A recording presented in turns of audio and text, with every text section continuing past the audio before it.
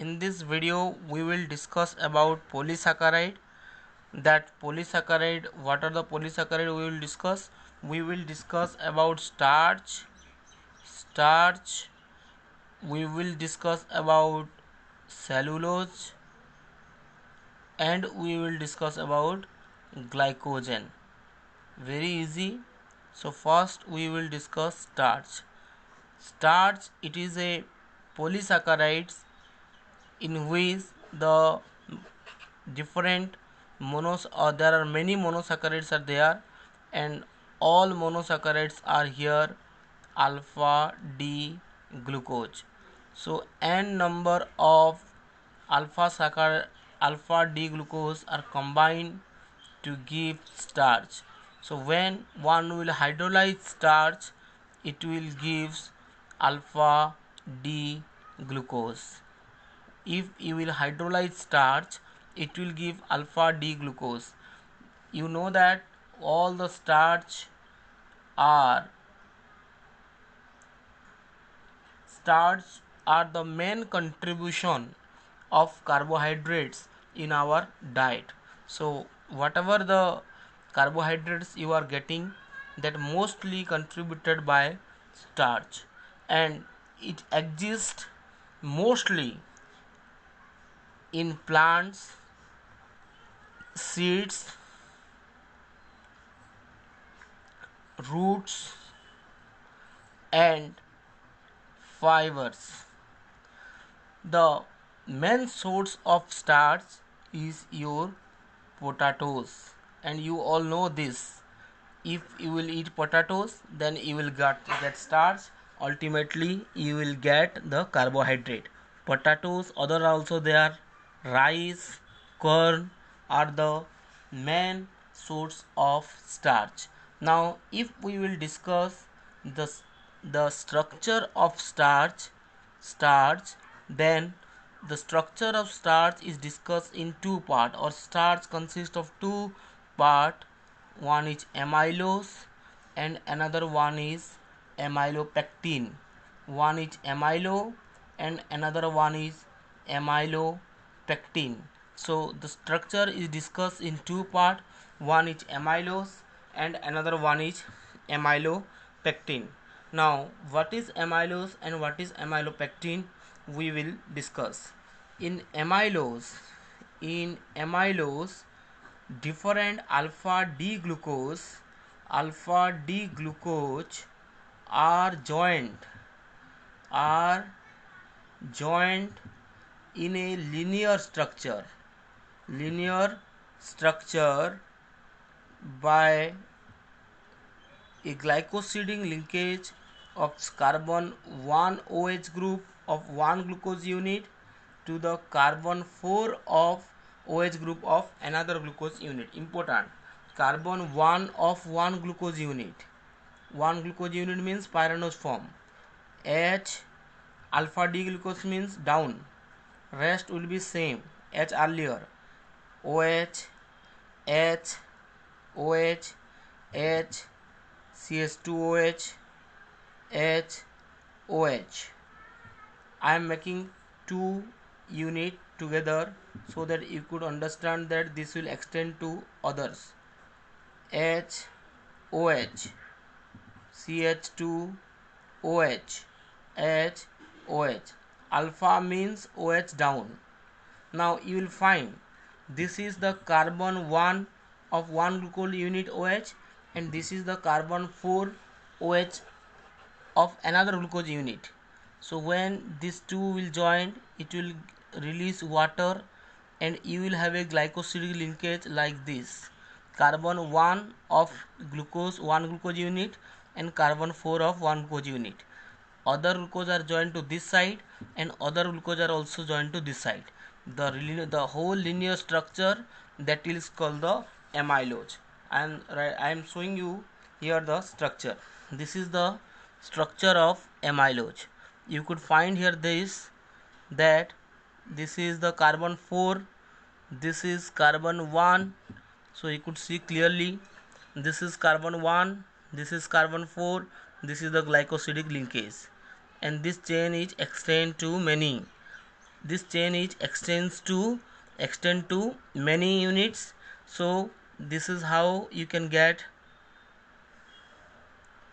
the amylose unit, and you will find carbon 1 carbon 4.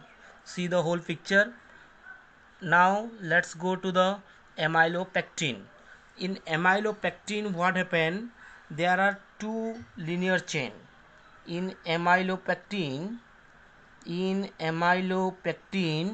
you will have a branch chain structure. Branched chain structure. How it will be a branch chain structure? In the first linear chain, there will be the glucose unit. They are joined by carbon 1 and carbon 4. There will be a second linear structure or second linear structure of alpha D glucose, that will be also through C1 and C4. And what will happen? The first linear structure of carbon 1 and the carbon 6 OH will combine to release water to give this glycosidic linkage. So there will be a linear chain of carbon 1 carbon 4, another linear chain of carbon 1 and carbon 4.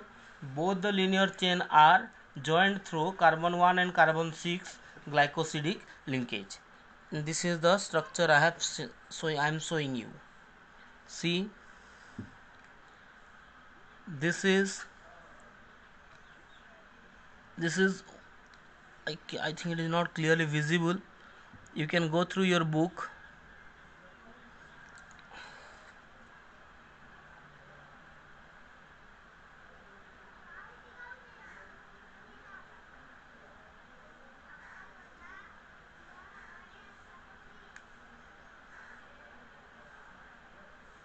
Not clearly visible actually.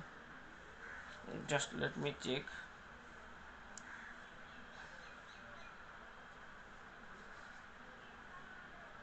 Sorry for late.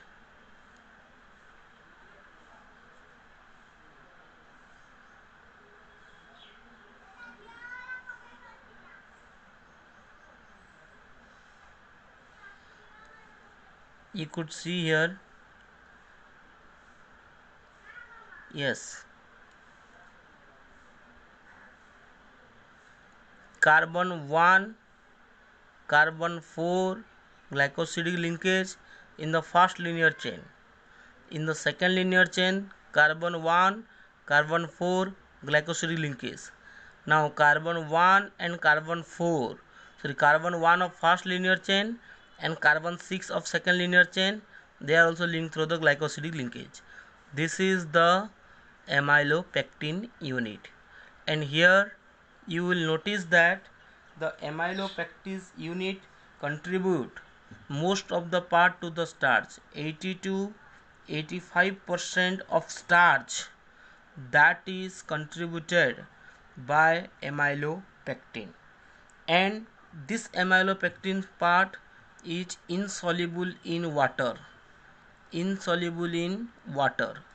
and this amylose part which contribute 20%, that is soluble in water. This is about your starch. Starch consists of two parts. One is amylose and another one is amylopectin. And amylose is the 20% contributing part, and 80 to 85% contributing part is amylopectin. Amylose is water soluble and amylose pectin is water insoluble. This is all about your starch. Now let's go to another part, that is cellulose.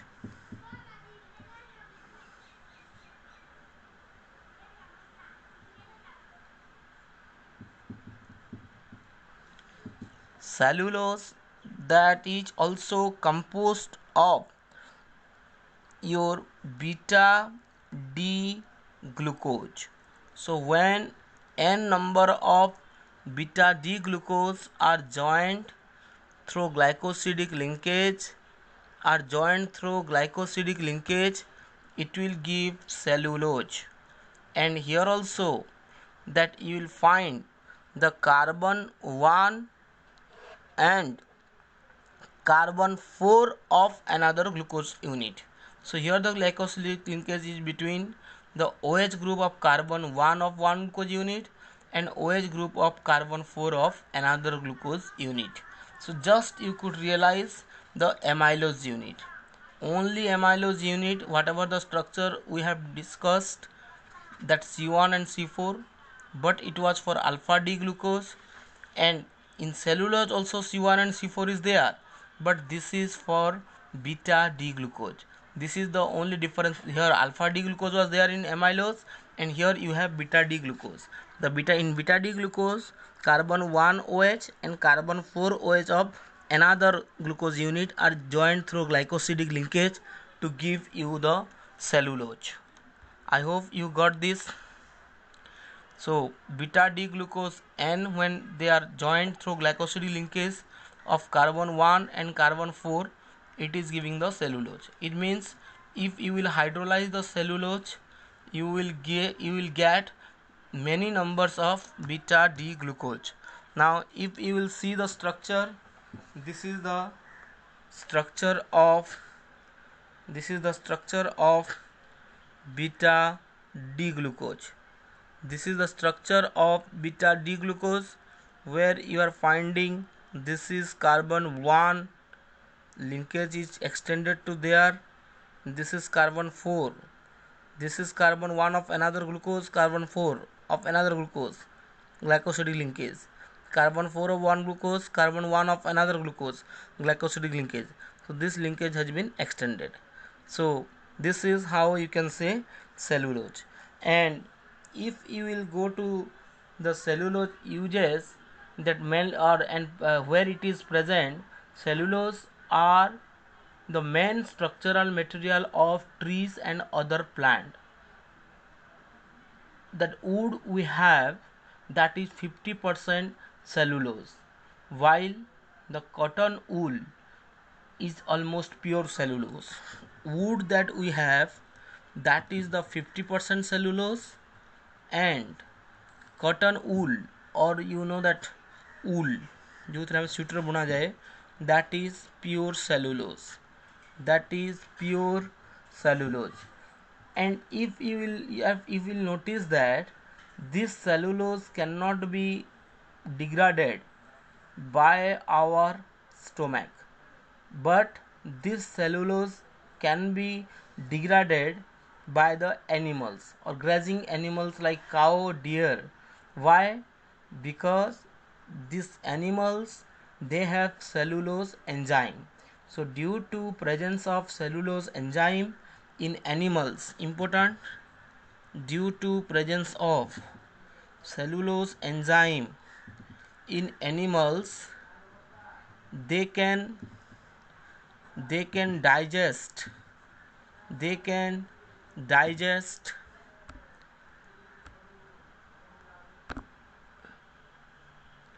due to presence of cellulose enzyme in animals, they can digest cellulose. Very important. However, we fail to digest this because we don't have cellulose enzyme. So this is about your cellulose. It consists of beta D glucose, which is joined by carbon 1 and carbon 4. This is the main this is 50% cellulose. Wood is 50% cellulose. Wool is pure cellulose. Cellulose enzyme, due to presence of cellulose enzyme in animals, they can digest cellulose. Next, last is your glycogen. Now what is glycogen? Glycogen, mostly called, is the reservoir of or reserve carbohydrate. Glycogen is called reserve carbohydrate of animals. Why it is called reserve carbohydrate? Because whenever our body required energy, this will provide you energy, where the carbohydrates are stored in the form of glucose. The carbohydrates that is stored in the body is where the carbohydrates are stored, that is glycogen. And why it is called reserve? Because not all the time we required it. Just like we are lifting a stone where we required more energy, at that time the glycogen will provide glucose to our body, or the glycogen will provide energy to our body. So it means this is the stored carbohydrate, which when our body required, we can use it from the glycogen. And where it is mostly present? It is mostly present in the muscles and in liver. In liver and muscles, glycogens are present. When our body need it, it will provide energy or glucose to the body. And the structure of glycogen is similar to that of amylopectin. The only different, and it has both, there is no much difference is there, only is that amylopectin is more branched and this is less branched, or otherwise the structure is almost same. So in 1 minute I am repeating all at a time. We have today or now in this video we discussed about the polysaccharide, starch, cellulose and glycogen. Starch is composed of alpha D glucose, cellulose is composed of beta D glucose, and glycogen is the reserve carbohydrate. In starch, the structure is composed by two parts: amylose pectin. Amylose is the linear structure of alpha D glucose, carbon 1 and carbon 4 glycosidic linkage. Amylopectin, there is a two linear chain which are linked through a glycosidic linkage. It is C1C4. This is C1C4, but it is C1 and C6. And in cellulose, we have beta D glucose, again C1C4 glycosidic linkage, and this is the main constituent of, or we mostly get cellulose from the plant. That is, wood is composed of 50% cellulose. Wool is pure cellulose. Animals can digest cellulose due to presence of cellulose enzyme.